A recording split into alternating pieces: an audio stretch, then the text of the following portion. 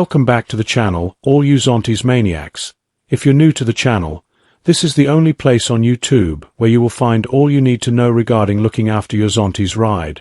Please like and subscribe and hit the bell notification so you don't miss out on new content uploads. So let's dive into this video.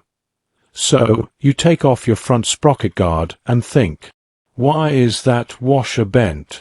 Well, it's there for a reason. Behold, the front sprocket locking washer, smaller than your last WhatsApp notification. But ignore it, and your chain might launch itself into orbit. Without this washer, that sprocket's got commitment issues. It'll slide right off the shaft like your mate dodging the pub bill. So it's a 1-pound locking washer, or a chain slap to the kneecap, at 60 miles per hour. You decide. So yes, lock it down. Or prepare to be unlocked by physics.